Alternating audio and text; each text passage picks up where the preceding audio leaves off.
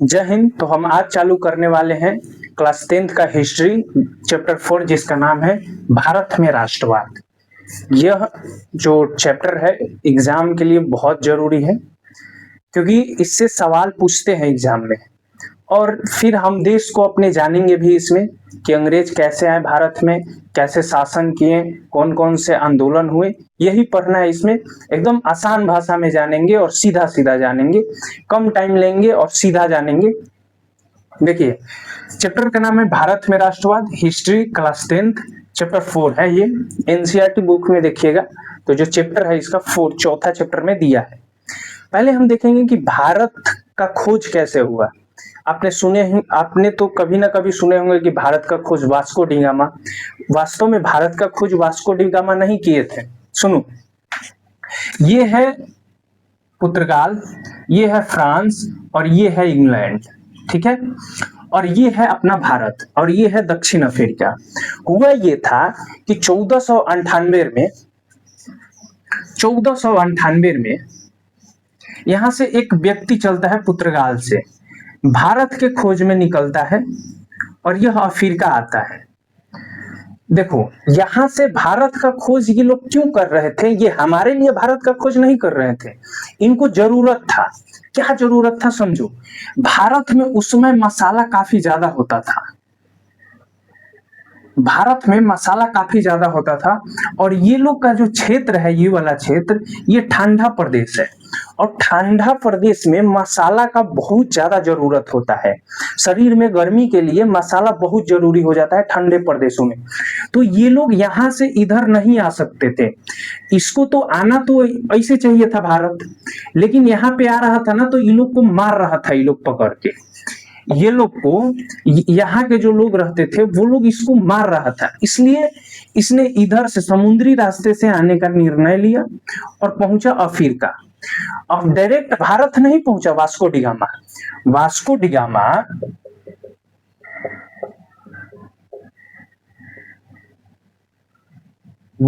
Gamma direct Bharat नहीं पहुंचा, उसने पहले अफ्रीका पहुंचा। और अफ्रीका में उस समय एक गुजरात का व्यक्ति था, गुजरात का एक व्यक्ति बिजनेस करने आया था अफ्रीका में। उसने वास्को डी गामा को कहा कि आप यहां से चले जाइए भारत और इस दिशा में भारत है। वो जाने वाला था इधर, लेकिन जो भारत के व्यक्ति अफ्रीका में उस समय बिजनेस के लिए गए थे उन्होंने बताया कि भारत यहां से इधर चले जाइए और इधर मिलेगा आपको भारत। और यहां से उसने चलना प्रारंभ किया और आया भारत केरल में। केरल में पहुंचा, केरल के कालीकट बंदरगाह पर। कहां पहुंचा? केरल के कालीकट बंदरगाह पर पहुंचा और वहां उस समय राजा हुआ करते थे जिसको हम लोग जयमुरीन कहते थे। जयमुरीन उस समय राजा हुआ करते थे जयमुरीन। इसने इसका स्वागत किए और इसको भर के मसाला दिया लोग, केरल से इसको भर के मसाला। और केरल को देखो, केरल को मसालों का राज कहा जाता है, ये तो सबको पता है। और ये ससुरा का भाग इतना अच्छा था कि पहुंचा भी कहाँ? केरल में। कहाँ पहुंचा? केरल में। और निकला था काहे के लिए? मसाला के खोज करने के लिए। आई ससुरा आया कहाँ पे? केरल में। केरल को मसालों का शहर कहा जाता है। यहाँ पे ये आया, इसको यहाँ के जो राजा थे जयमुरीन, इसको एक अलग से नाव खरीदे और नाव खरीद के उसमें मसाला खरीद के दिए और ये बकलोलवा लिया, वास्को डी गामा लिया। तो हम सुनते ये हैं कि भारत का खोज वास्को डी गामा नहीं किया। ससुरा तो नहीं, जब तुम लोग पैदा नहीं हुआ था तब तो भारत में संस्कृतिक लिखा जा चुका था। ये लोग बोलता है कि भारत का खोज किया है। पहले तुम भारत का खोज किया है, तुम समुद्री मार्ग का खोज किया है और वो भी अपने फायदा के लिए।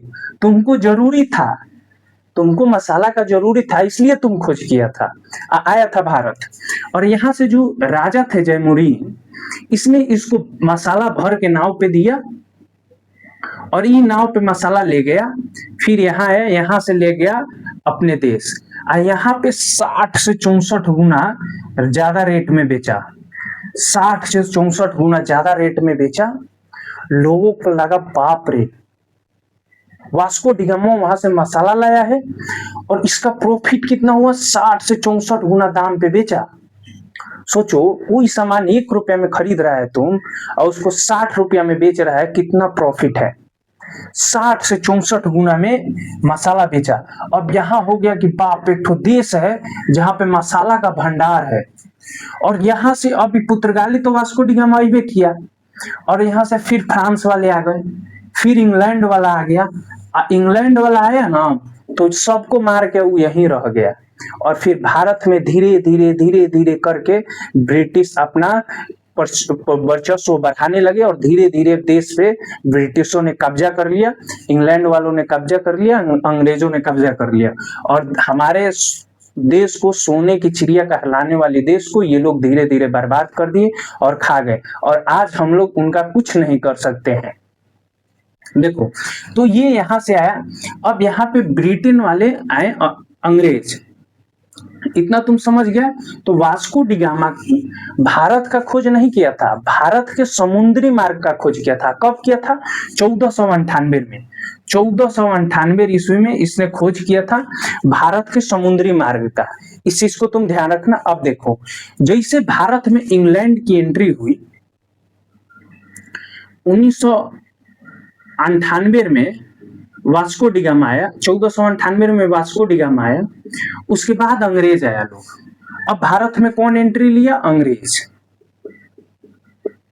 जब भारत में अंग्रेज एंट्री लिया तो भारत में किसी न किसी का शासन था उस समय।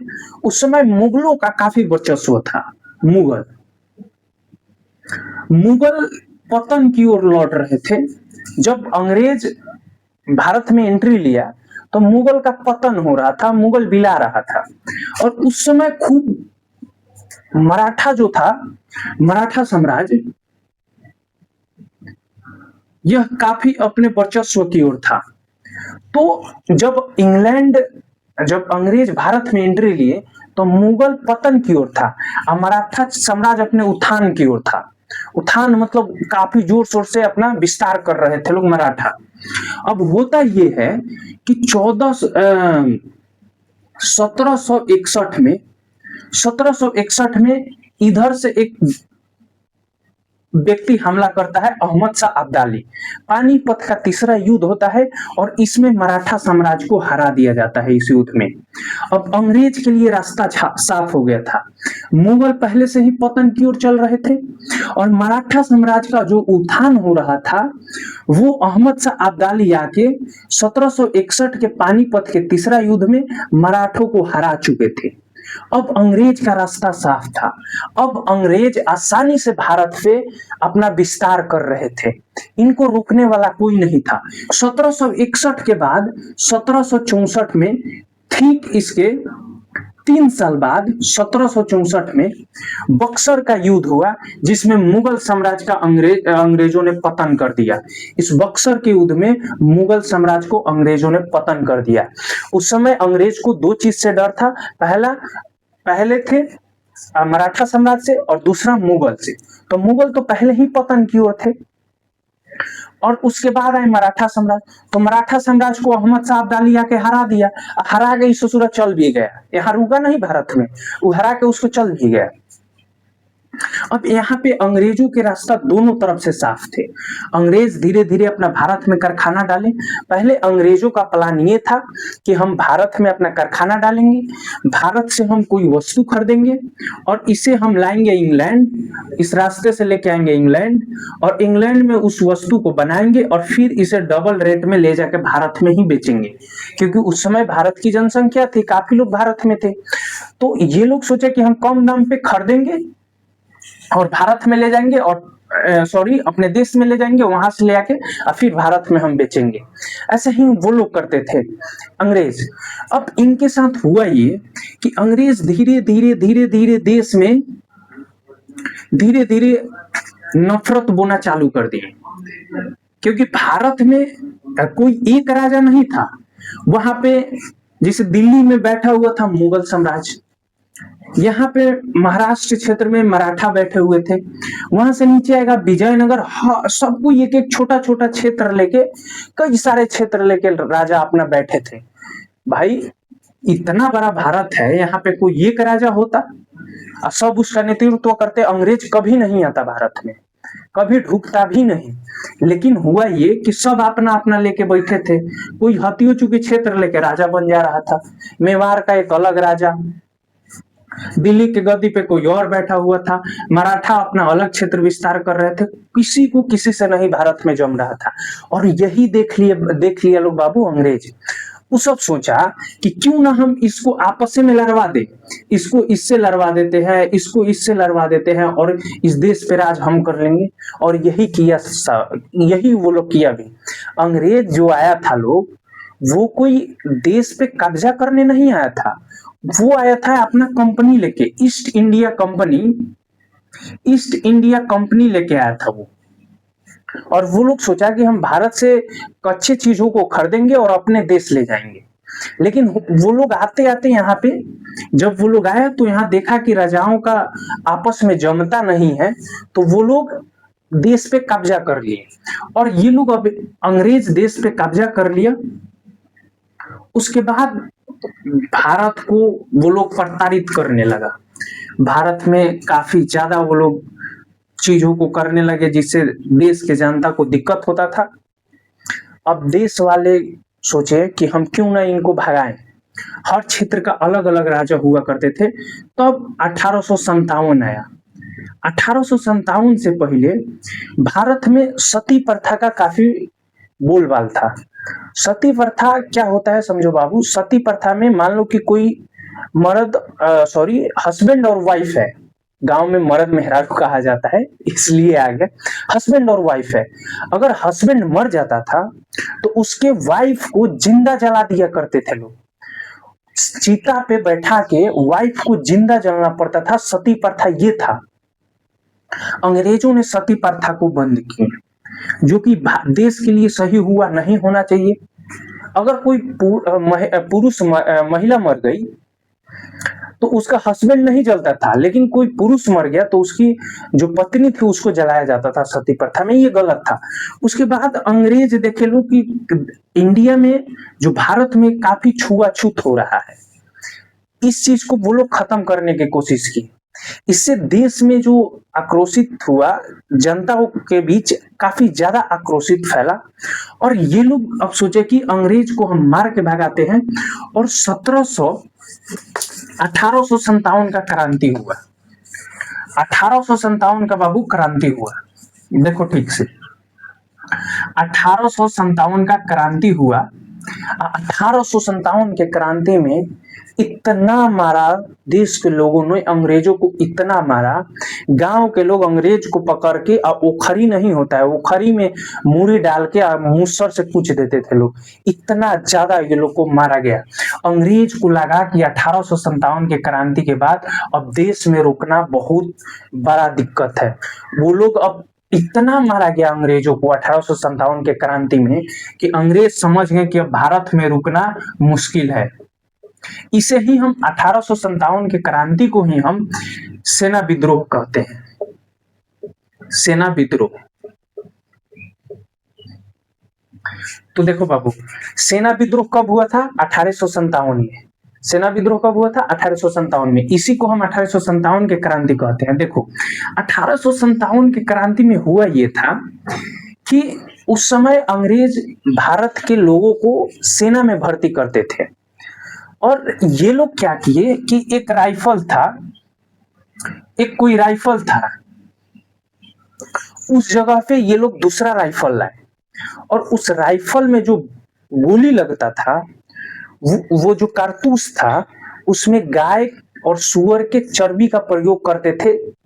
इसलिए वो लोग गाय और सुअर के चर्बी का प्रयोग करते थे कि वो उसमें जंग नहीं लगता था। जो गोली था उसमें जंग नहीं लगता था, इसलिए वो गाय और सुअर के चर्बी का प्रयोग उसमें करते थे। और देखो, देश में धार्मिक चीज से बड़ा कोई नहीं है। अगर धर्म के बात पे आता है तो सब कोई उखड़ जाता है। और सबसे पवित्र हिंदू धर्म में गाय को माना गया है। और मुसलमान सुअर को अपने आप को, मतलब मुसलमान भी मानते हैं कि सुअर उनके धर्म का है, ऐसा वो लोग मानते हैं, जैसे हिंदू धर्म गाय को मानते हैं। अब दोनों के लिए ये दिक्कत था, गाय और सुअर। गाय और सुअर का चर्बी यूज करते थे वो लोग। और उस जो बंदूक था उसमें गोली लगाने के लिए उसको दांत से खींचना पड़ता था उसके कारतूस को, और फिर बंदूक में भर के फायर होता था। अब यह चीज देश के लोगों को पता चला तो हिंदू बोले कि बताओ हमको पाक कर दिया अंग्रेज, गाय गाय का चर्बी मेरे मुंह से लगा दिया। मुस्लिम बोले सुअर का चर्बी मेरे मुंह से लगा दिया। सोचो, अब यही देख के देश के जनता काफी आक्रोशित हो गए, जिस कारण ये लोग उस समय एक बैरकपुर छावनी में मंगल पांडे हुआ करते थे। ये देखें कि अरे इनको पता ये बात चला, ये गए उस फैक्ट्री में देखे तो सच में ऐसा हो रहा है। इन्होंने आया और इनके 2 लेफ्टिनेंट थे, लेफ्टिनेंट बाज और लेफ्टिनेंट ह्यूज, दोनों को इन्होंने मार दिया, जिस कारण इनको 8 अप्रैल को इनको फांसी दे दिया गया। अंग्रेज सरकार द्वारा 8 अप्रैल 1857 को फांसी दे दिया गया। और यह देख के जो बाकी देश में सेना थे वो काफी ज्यादा विद्रोह पे उतर आए और डेट रखा गया कि हम मंगल पांडे का बदला लेंगे। 30 मई को देश में विद्रोह किया जाएगा और अंग्रेज को मार के भगाया जाएगा, 30 मई 1857 को।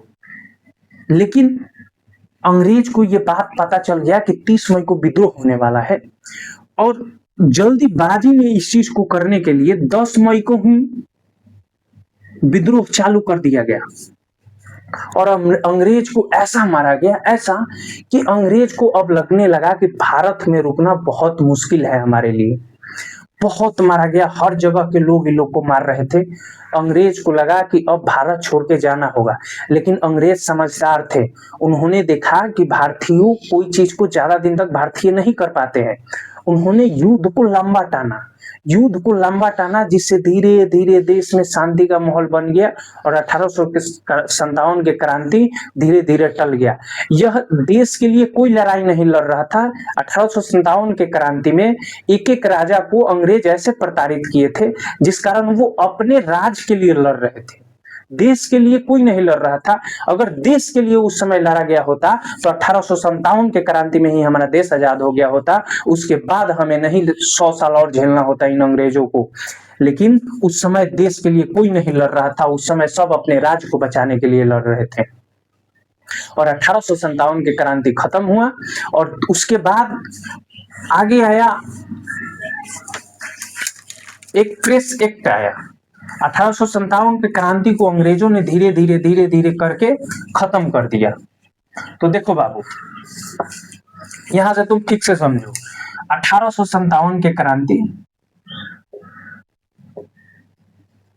तुम देख लिया, यहां से आया 1878 में एक एक्ट आया। अंग्रेज ने एक वायसराय था उस समय,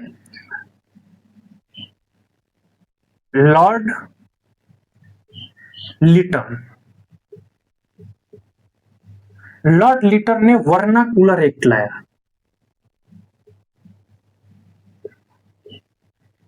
वर्नाकुलर एक्ट, अब समझो ध्यान से वर्नाकुलर एक्ट क्या होता है। वर्नाकुलर एक्ट प्रेस के लिए आया। किसके लिए आया? प्रेस पर यह एक्ट लागू हुआ। इसने कहा, लिटना ने कहा कि भारत में जो भी पत्रिकाएं छपेगी वो हमसे परमिशन लेके छपेगी, लेकिन जो इंग्लिश पत्रिका छपेगा उसको परमिशन नहीं लेना होगा। रे बाबू, 1878 में भारत के लोग कौन इंग्लिश उतना जानता था?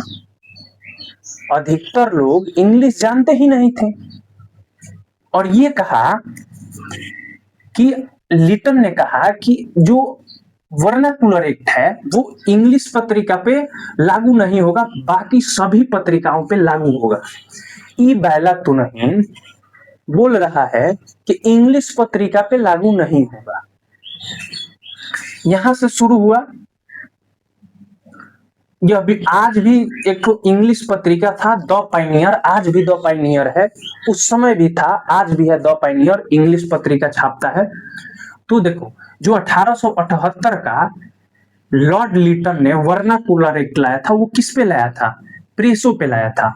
उसके एक साल बाद 1879 में मार्शल एक्ट आया। मार्शल एक्ट, अब समझो मार्शल एक्ट क्या होता है। इसने मार्शल एक्ट के तहत कहा कि कोई भी भारतीय हथियार नहीं रख सकते हैं, बंदूक नहीं रख सकते हैं। ससुरा तो नहीं, तुम लोग आके देश पे अत्याचार कर रहा है और तुम बोल रहा है कि भारतीय हथियार नहीं रखेंगे। ये लोग अंग्रेज इतना खतरनाक थे कि किसी का भी पकड़ के रेफ कर देते थे, इनको थोड़ा सा भी शर्म नहीं आता था। ये इतने गिरे हुए हैं और ये लोग बोल रहे हैं, ये बोल रहा है ससुरा कि मार्शल एक्ट लाया, बोल रहा है कि कोई भी भारतीय हथियार नहीं रखेगा। सोचो, एक तो तुम हमारे देश में आके बैठा है, देश पे कब्जा करके बैठा है, तुम बोल रहा है कि भारतीय हथियार नहीं रखेगा उस समय।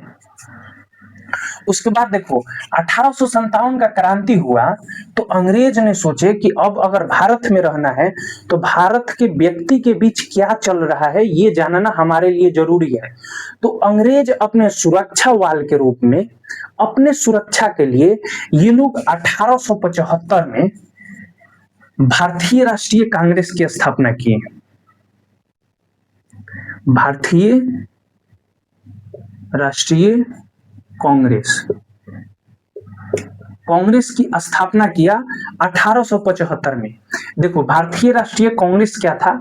एक समूह था, एक समूह में बैठक होता था जिसमें लोग यह निर्णय लेते थे कि पूरा एक साल देश में क्या करना है, अंग्रेजों से क्या मांग करनी है, कहाँ आंदोलन करना है, कहाँ नहीं करना है। तो अंग्रेज सोचे कि अगर इस संगठन में भारतीय बैठ के बात करेंगे कि हमको यहाँ विद्रोह करना है, वहां विद्रोह करना है, तो इससे हमें पता चल जाएगा पहले और हम सावधान हो जाएंगे और 1857 जैसे क्रांति जैसा माहौल नहीं बनेगा और हम लोग बच जाएंगे। तो वो लोग अपने लिए किए थे, लेकिन इसके उल्टा हो गया। ये लोग का सबसे बड़ा गलती हो गया अंग्रेजों का भारतीय राष्ट्रीय कांग्रेस की स्थापना करना। इसका स्थापना करना ये 20 साल तक तो अंग्रेजों के पक्ष में चला, 20 साल के बाद इसके उल्टा हो गया। 20 साल बाद 1907 में यह जो कांग्रेस था, भारतीय राष्ट्रीय कांग्रेस, यह दो गुट में बट गया। एगो हो गया नरम दल और एगो हो गया गरम दल। एगो हो गया नरम दल, एगो हो गया गरम दल। क्यों नरम दल और गरम दल हो गया? क्योंकि बाबू ये लोग का कहना था कि हम अंग्रेजों के चाटुकारिता करते हैं, अंग्रेजों के खिलाफ आवाज नहीं उठाते हैं। गरम दल वाले को कहना था। ये गरम दल वाले अंग्रेजों को मारते थे, बोलते थे इनको ऐसे नहीं, अंग्रेज इतना जल्दी ऐसे नहीं सुनेगा, हमें उनको उनका विद्रोह करना होगा, उनके खिलाफ जाना होगा, तभी होगा। नरम दल वाले प्यार से बात करते थे अंग्रेज से, प्यार से अंग्रेज को बात मनवाते थे, और गरम दल वाले बम फेंक कर मनवाते थे। तो 1907 में अंग्रेज, ये कांग्रेस, भारतीय राष्ट्रीय कांग्रेस दो गुट में बट गया, नरम दल और गरम दल। अब ये जो नरम दल और गरम दल बटे थे, ये 1916 के लखनऊ अधिवेशन में, कौन सा अधिवेशन? लखनऊ अधिवेशन। कांग्रेस के 1916 के लखनऊ अधिवेशन में नरम दल और गरम दल फिर से एक हो गए और ये लोग कहा कि अब अंग्रेजों को हम लोग एक साथ मिल के मारेंगे और इस देश से भगाएंगे अंग्रेजों को एक साथ मिल के। तो ये बाबू तुम्हारे एग्जाम में पूछता है कि लखनऊ अधिवेशन कब हुआ था? 1916 में। याद रखना, लखनऊ अधिवेशन 1916 में। देखो 1857 की क्रांति कब हुआ? भारतीय सेना विद्रोह कब हुआ था? सेना विद्रोह कब हुआ था? 1857 में। सेना विद्रोह इसको, ठीक है। और वर्नाकुलर एक्ट कब आया था? 1878 में। 1879 में मार्शल एक्ट आया था। 1885 में भारतीय राष्ट्रीय कांग्रेस की स्थापना किया गया था और यह नरम दल और गरम दल में कब बट गया? 1907 में। और यह फिर वापस कब हो गया अपने में, कब जुड़ गए? 1916 के लखनऊ अधिवेशन में। तो तुम इतना समझ गया। अब हम यहाँ से सीधा बढ़ेंगे बंगाल विभाजन पे। देखो बाबू, अंग्रेज उस समय देखे कि बंगाल के लोग काफी ज्यादा शिक्षित हैं और उस समय राजधानी जो हुआ करता था वो बंगाल ही था, कोलकाता था राजधानी।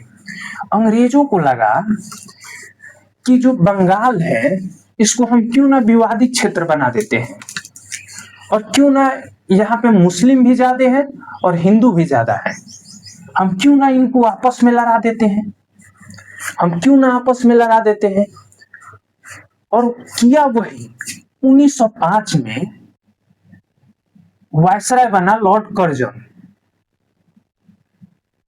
ससुरा लोग का नाम क्या गया आता है? Lord Curzon, Lord Liton.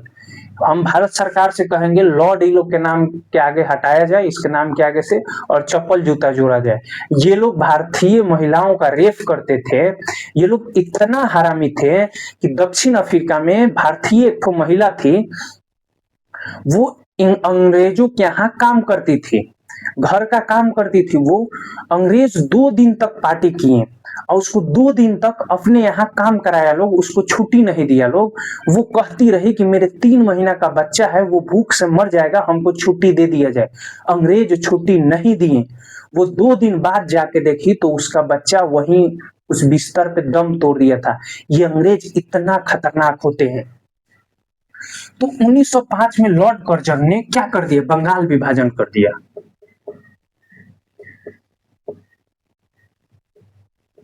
Bengal विभाजन कर दिया।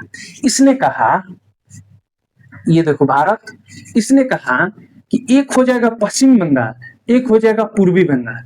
ससुरा तो नहीं, काहे होगा रे? तेरा बाप का देश है।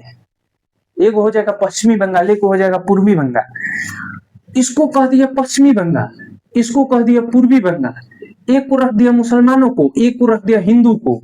अब बोलता था कि ये तुमको मारेगा और ये तुमको मारेगा, और आपस में लड़ाने का सोचा।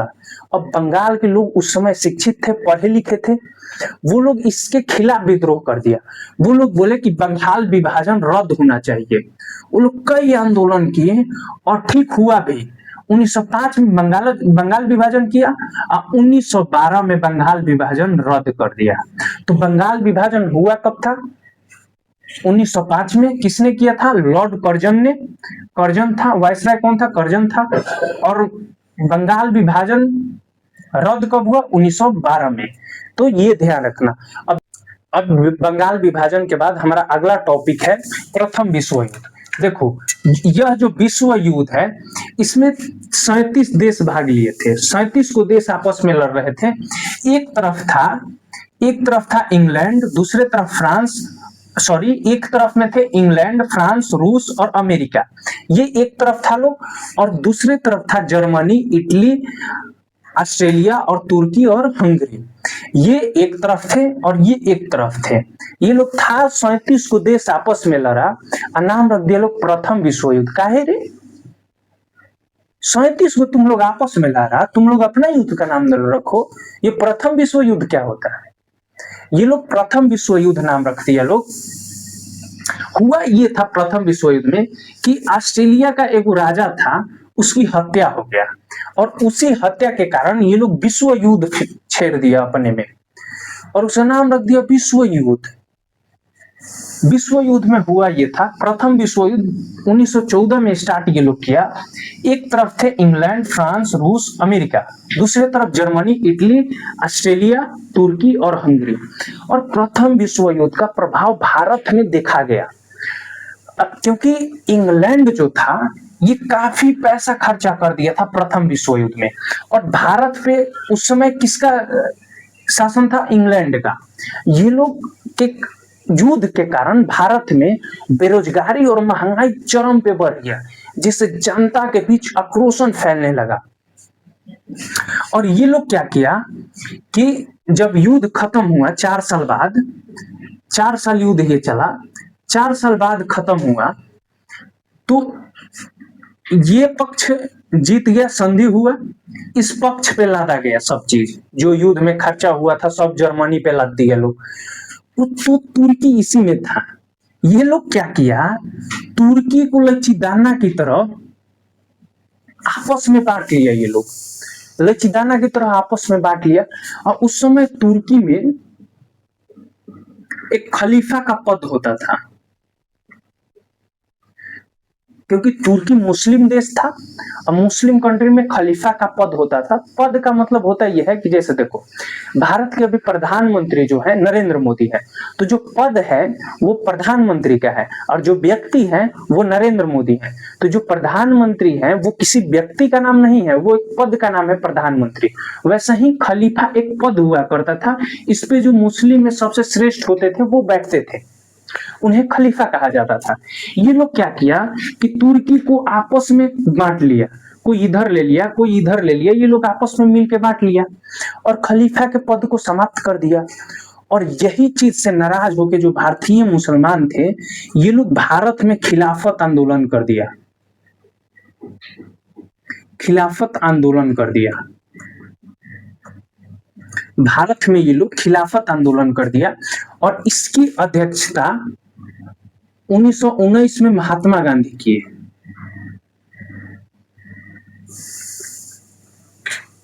और ये हुआ कहां था, फिरोज शाह कोटला मैदान दिल्ली में है, वहीं पे हुआ था। तो जो खिलाफत आंदोलन हुआ था, यह क्यों हुआ था, तुर्की के विभाजन के लिए, तुर्की के विभाजन के लिए। इसकी अध्यक्षता महात्मा गांधी 1919 में किए थे। अब यहां से ये जैसे खत्म हुआ, अब देश में प्रथम विश्व युद्ध के कारण बेरोजगारी और महंगाई काफी चरम पे था। इसी बीच अंग्रेजों ने एक एक्ट लाया, जिसका नाम रखा लोग रॉलेट एक्ट। अब रॉलेट एक्ट क्या था ये समझो बाबू। रॉलेट एक्ट ये लोग लाया लोग और कहा लोग कि हम किसी भी भारतीयों को शक के आधार पे उठा लेंगे। प्रथम विश्व युद्ध हुआ था, भारत में बेरोजगारी चरम पे था, महंगाई चरम पे था और इसका विरोध भारतीय करते थे। तो ये लोग बोला कि हम उसको ऐसे ही उठा लेंगे, रॉलेट एक्ट के तहत हम उसको उठा लेंगे और ना वह उसको न्यायालय ले जाएंगे, ना वह अपील कर पाएगा कहीं, और ना उसका दलील लिया जाएगा कि क्यों उठाया गया है। बिना वकील, बिना अपील, बिना दलील, इसको कहा गया बिना वकील, बिना दलील, अब बिना अपील।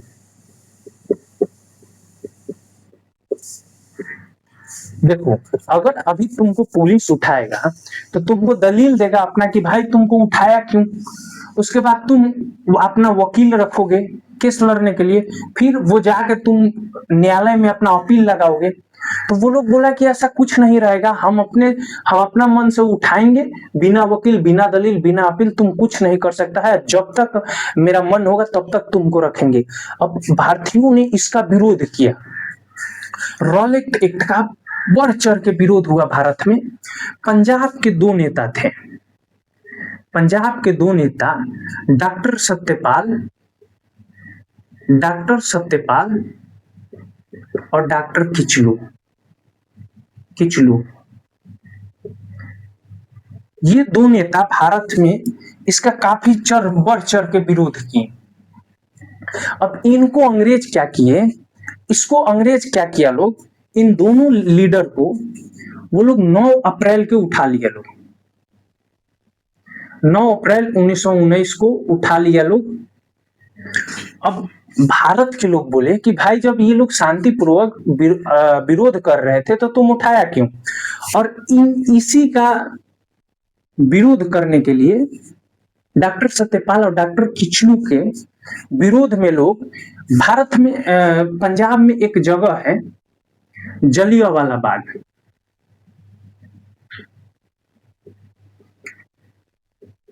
एक वहां पे मैदान है, वो चारों तरफ से घेरा हुआ है और उसी का नाम है जलियांवाला बाग। एक तो मैदान है गोल और उसी का नाम है जलियांवाला बाग।